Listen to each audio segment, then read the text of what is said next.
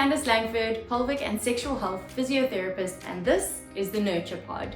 We are talking pee, poo, pleasure, pain, periods, pregnancy, postpartum, peri, and postmenopause. All the P's, all supposedly taboo, yet essential to our holistic health and well-being. We are shining a light on each and every one of these, both confidently and comfortably. Let's get curious. We are constantly learning about ourselves. Every experience that we are exposed to creates an opportunity to learn, to get to know ourselves deeper. Today, we are going to be shining the light on these learning opportunities and going a little bit into how they might unfold. We are chatting to Jess Basson. So Jess Basson lives in Westbrook on the east coast of South Africa with her husband Tom and her two wildlings, William and Luke. She loves gardening, she loves her cats, walking on the beach, reading novels, and my favorite, procrasti-napping. As a speaker, coach, pastor, facilitator, and writer, Jess wears many hats, but her passion is to share life-transforming ideas. She holds a Bachelor of Commerce in Marketing and Management from the University of KwaZulu Natal in South Africa, which is where we are now, and a Master of Arts in Vocational Studies, Cum Laude, from Tabor College in Australia. Jess is releasing her first book, Empty Cages. After discovering she had been living with adult ADHD, Jess shares her hilarious and helpful journey towards finding freedom from lies she had believed about herself. With humor and vulnerability, Jess comes alongside anyone who's feeling stuck in smallness or has lost themselves somewhere on life's journey. She helps to discover keys to open what cages we may find ourselves in.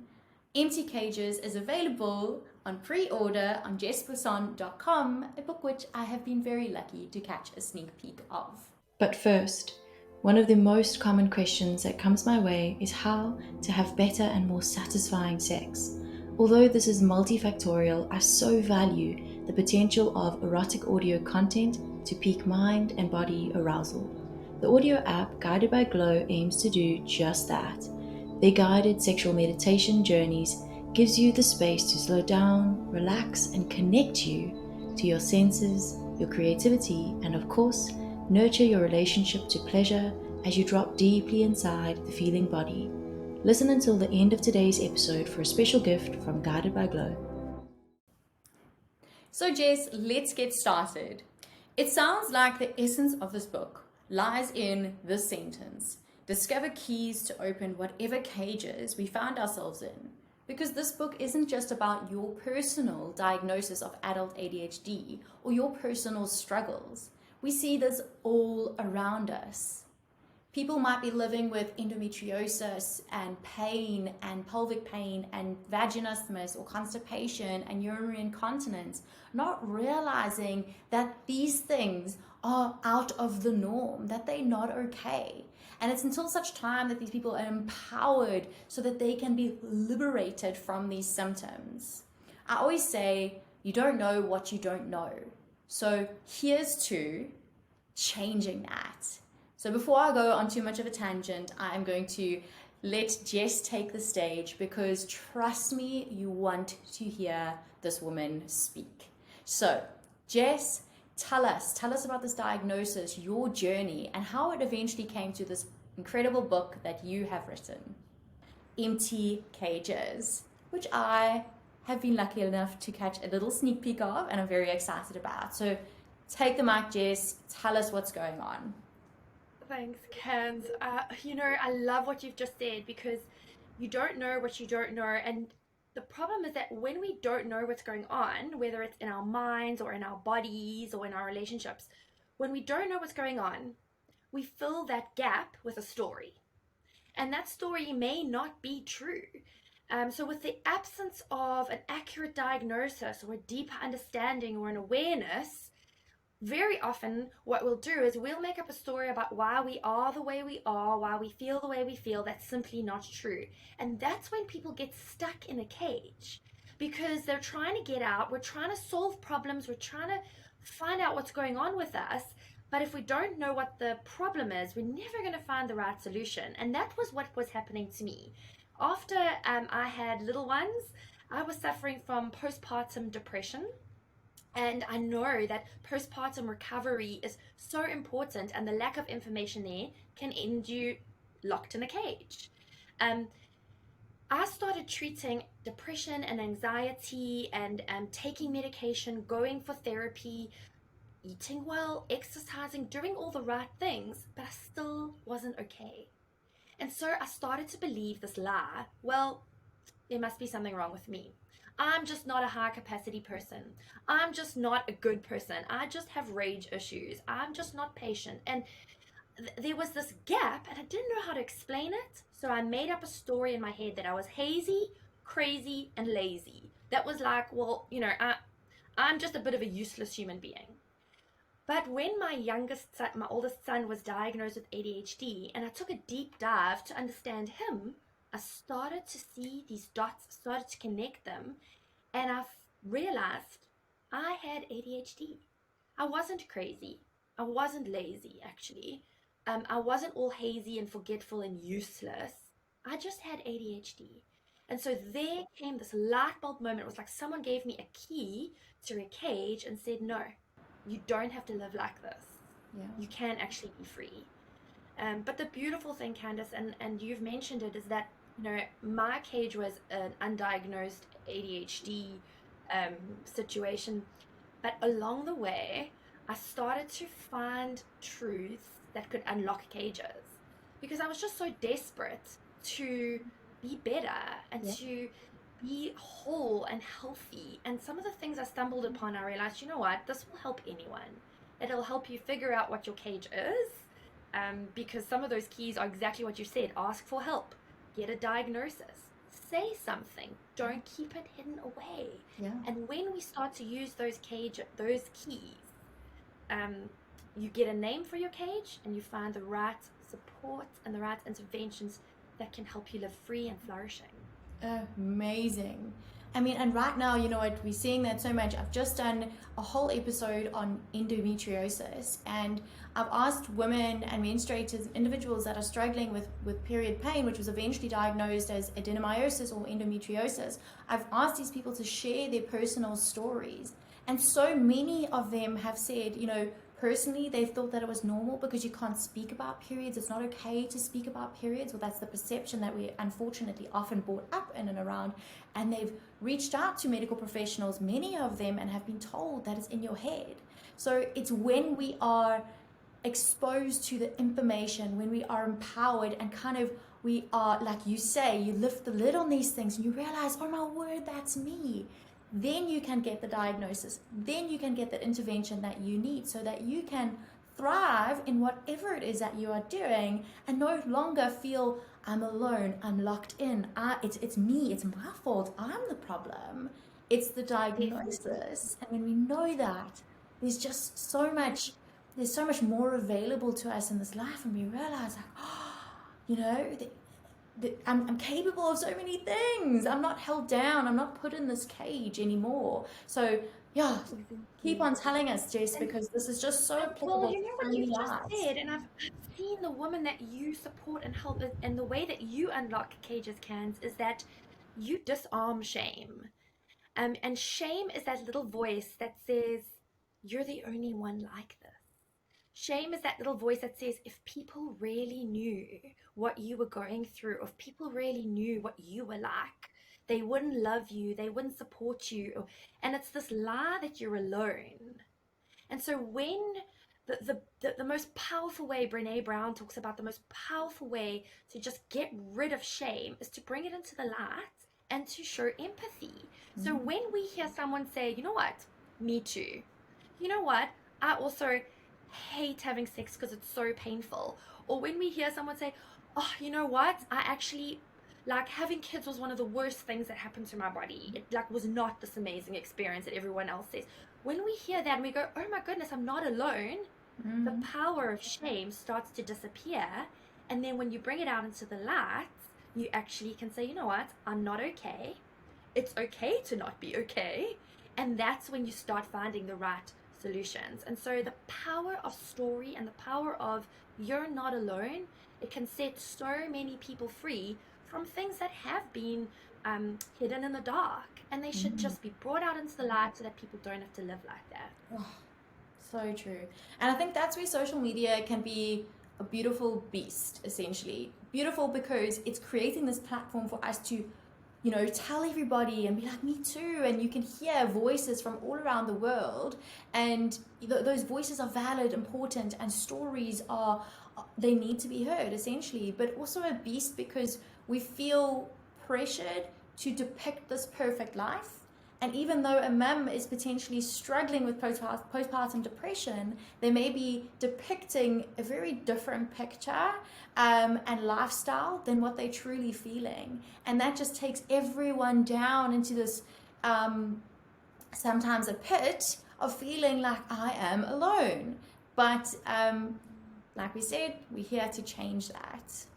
We are. And Kans, I think what I appreciate about your work and about the people whose voices you amplify is that so often we compare our behind the scenes with someone else's highlights reel. Yeah. And so there's a level of authenticity that's needed to say, you know what, I am really enjoying this part of my life, and I'm going to share that with you, but I'm also going to tell you that, that was a struggle for me. So a lot of the time, the people who need help the most are the ones who don't look like they need help at all. And so for me, what I would say to your listeners, to the people who are looking for a key to an empty cage, wanting to be free, whether it's from their bodies, their souls, where they want sexual health and they want to know who they are and what they love, what they enjoy, is to, the key is to ask questions, to listen, and to share with people who have earned your trust. Yeah. So sometimes we take the behind the scenes and we just blast it all over the internet, and it's an overshare. It feels like you've been caught, a deer in headlights. But to find people that you trust and communities that are going to love you and support you. And I think that's what I found in my book, is that for me, I really struggled with depression. I really struggled with a sense of, like, what is wrong with you, Jess? Yeah. Everyone else is just nailing motherhood. They are so good at this, and you are freaking out. Yeah. But what I found was that community is what brought me out of that. And so maybe for people who join your podcast, who resonate with your voice, is to find community. And it might start wide, like on a Facebook page or an Instagram post, but take it deep. Go deep with one or two people, and let that be a great entryway, because I love social media. I love meeting people and sharing, but then take it a step further to where you are developing real life, in-person relationships, where you can be vulnerable and you can get encouragement and support. Yeah, so taking this thing and going and finding a tool from it, using it to engage, empower, educate yourself, and then finding a tool from it. So tell us a little bit more about these keys, maybe your personal experiences or just things that people can kind of take from you from now, keys that they can potentially relate to whatever scenario they may be in. Sure. Well, one of the keys that I think I would love to share with you in this platform is the say something key. And I tell the story of how I was at a baby shower and I was sitting with a woman who had not had children, and she had walked a very, very difficult road of infertility. And not by choice. She was not a mother. And I said to her, how are these things for you? And she told me how difficult baby showers were for her, and how she only went to the ones of people that she really cared about because she wanted to be part of this joyful part of their life. But that was it was a sore place for her. And the thing that surprised me was, after we chatted for a while, she turned to me and she said, Jess, no one's ever asked me that question. And I think as women, as menstruators, as people who are trying to live up to a standard of what you should be able to do if you have a uterus, if we see people who are struggling, or if we recognize that, just listen to that intuition and ask yourself, I wonder what this is like for that person, and reach out and say something, because keeping quiet is again feeding that shame cycle of you're alone, no one else is going through this, and we're going to put in the corner and we're not going there. So everybody can drop that key. Everyone can help unlock that little lie that you're the only one struggling. If we just say something and ask questions and be curious. So, Yeah. like, I love the curiosity that you just awaken in people because you're so passionate about education and awareness and understanding. And I just want to encourage people to take that and use that in their relationships.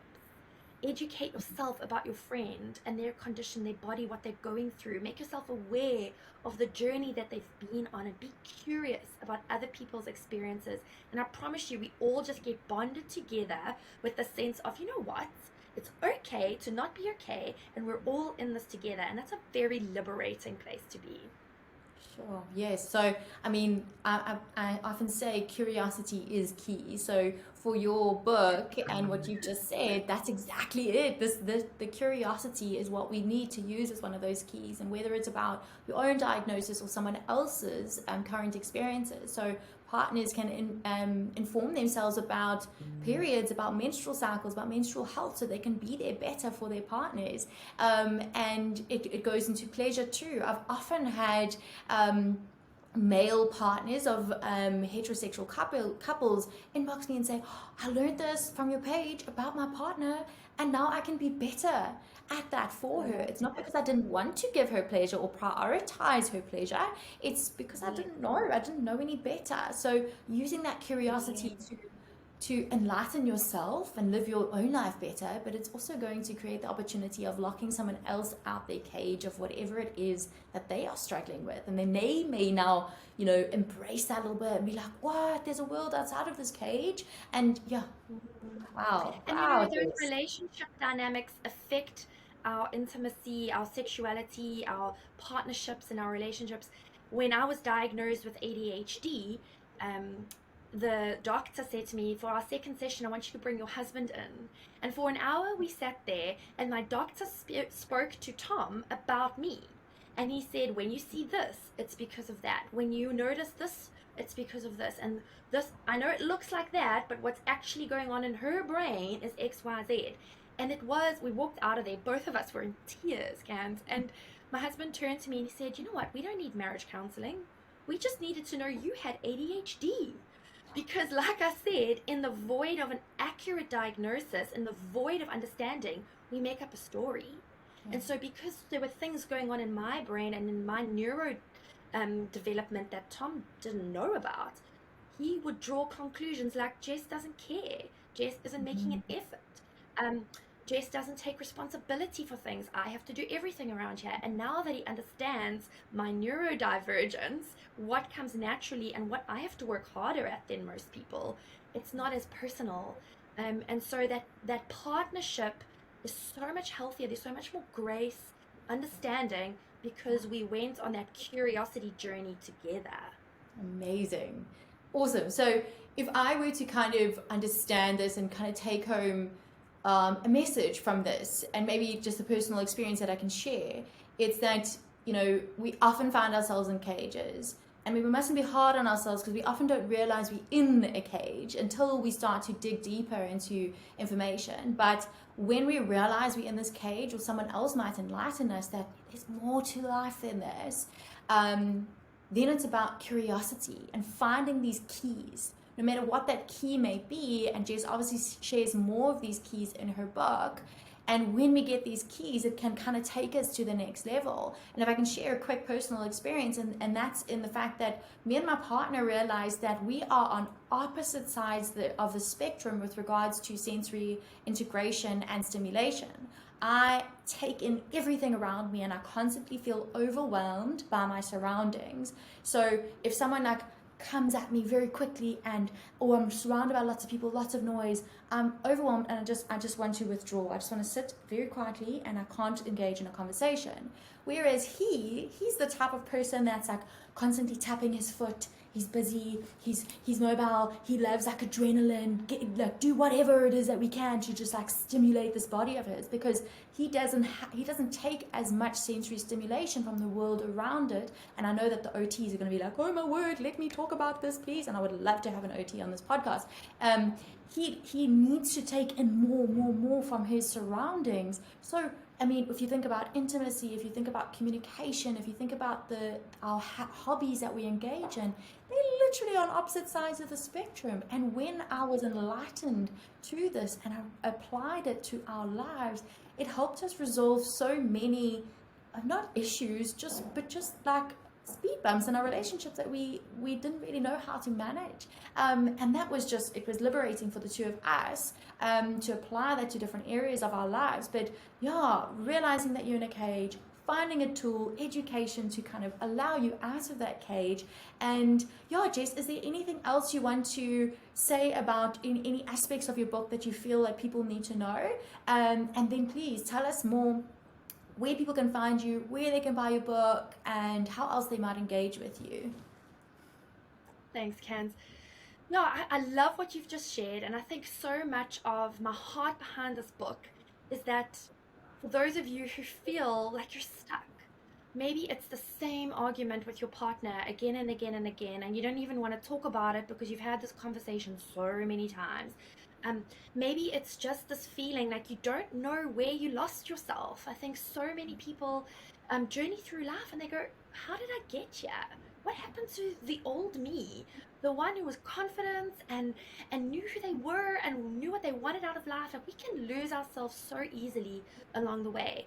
Sometimes it's something hectic that's happened in our lives, but more often or not, it's a slow fade. And I just want to say, it doesn't have to be that way.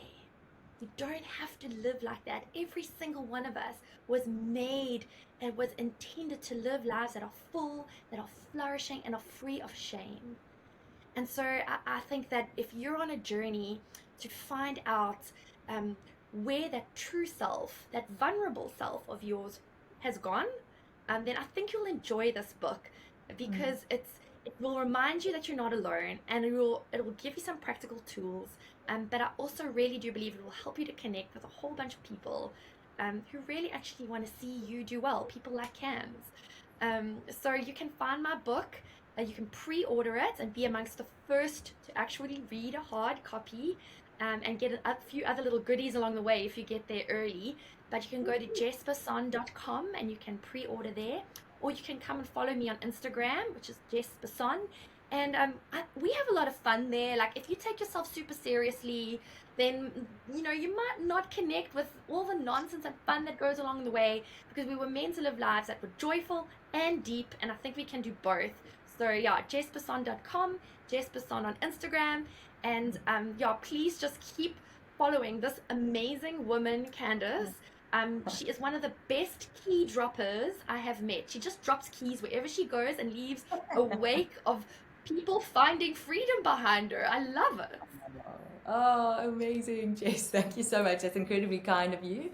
And I'm sure many people are going to look where I can hear more words of wisdom from this incredible human, Jess, so that they can too, either for themselves or someone around them, just find ways that they can help people out these cages, because it is so necessary in the world that we live in.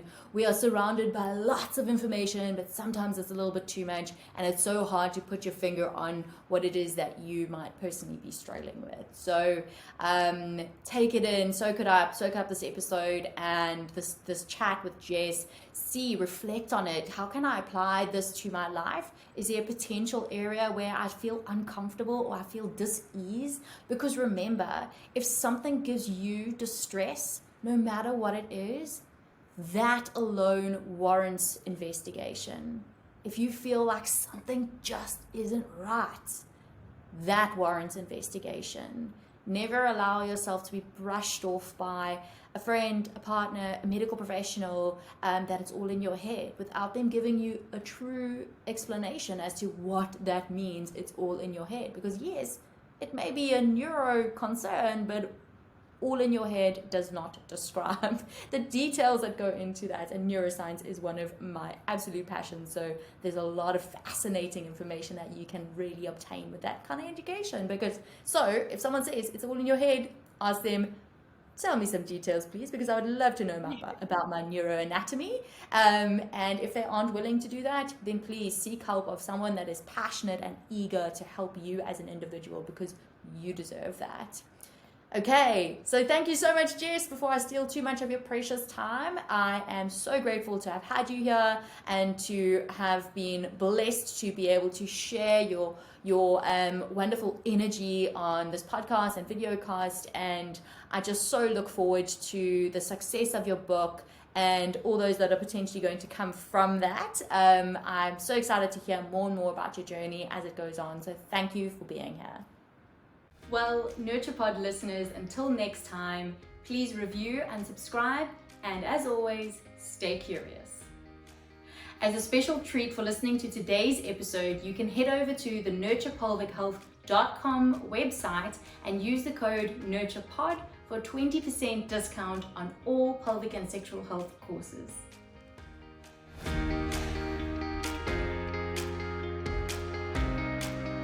And now, let's indulge in a gift from Guided by Glow, whose mission it is to create a transformational practice of awakening your sensual feeling body, igniting your imagination, and cultivating a positive and thriving sexual relationship with yourself.